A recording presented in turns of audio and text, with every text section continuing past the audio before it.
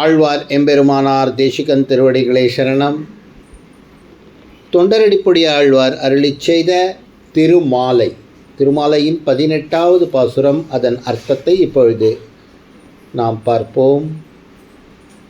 இனித்திரை திவலை மோத எரியும் தன் பறவை மீதே தனிக்கிடந்த அரசு செய்யும் தாமரை கண்ணன் எம்மான் கனியிருந்தனைய செவ்வாய் கண்ணனை கண்ட கண்கள் பனியரும் புதிருமாலோ என் செய்கேன் பாவியேனே.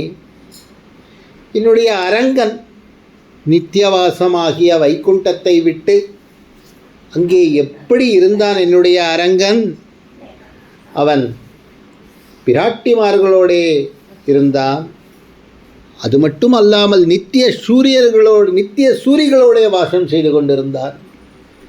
அப்படி இருந்த அரங்கன் எல்லாவற்றையும் விட்டுவிட்டு இங்கே காவிரி நதிக்கரை இருக்கின்றதல்லவா, அந்த தீவிற்கு வந்து தன்னை இங்கே சயனப்படுத்தி கொண்டான்.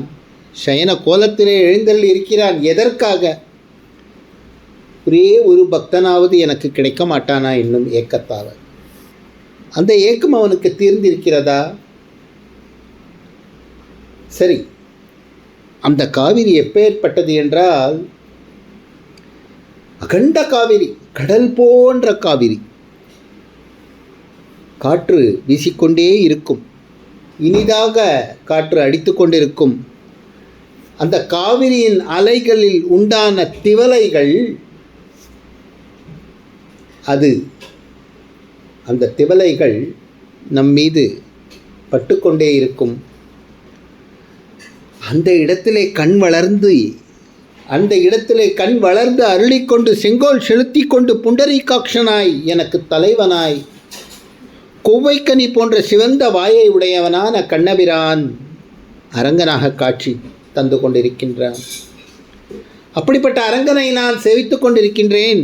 நான் பாவம் செய்தவன். ஏனென்றால் அவனை பார்த்த பிறகு என் கண்களில் ஆனந்த பாஷ்பம் கொட்டிக்கொண்டே இருக்கிறது. அதனால் என்னால் அவனை சரியாக பார்க்கவே முடியவில்லை. எவ்வளவு முயன்ற போதிலும் அந்த கண்ணீர் துளிகளை என்னால் நிறுத்த முடியவில்லை. அதனால் அவனை கண்ணார கண்டு கழிக்க முடியாமல், பாக்கியம் இல்லாமல் நான் இருக்கின்றேன். ஏது செய்வேன்? பகவான் விஷயத்திலே மிகுந்த பிரீத்தி கூட சில நேரங்களிலே தடைக்கல்லாக ஆகிவிடுகின்றது. எல்லாவற்றையும் விட்டுவிட்டு நித்தியவாசம் செய்து கொண்டிருக்கக்கூடிய வைகுண்டத்தையும் விட்டுவிட்டு பூலோக வைகுண்டத்திற்கு வந்திருக்கக்கூடிய என்னுடைய அரங்கனை நான் சேவித்து மகிழ்ந்து கொண்டிருக்கின்றேன். அவன்தான் கோவலனாய் வெண்ணையுண்டவாயன் அண்டர்கோன் அணி அரங்கன் என்று திருப்பான் ஆழ்வார் சொன்னாரே, அந்த அரங்கன். அப்படிப்பட்ட அரங்கனை எப்பொழுதும் செவித்து கொண்டே இருப்போம். ஆழ்வார் எம்பெருமானார் தேசிகன் திருவடிகளே சரணம்.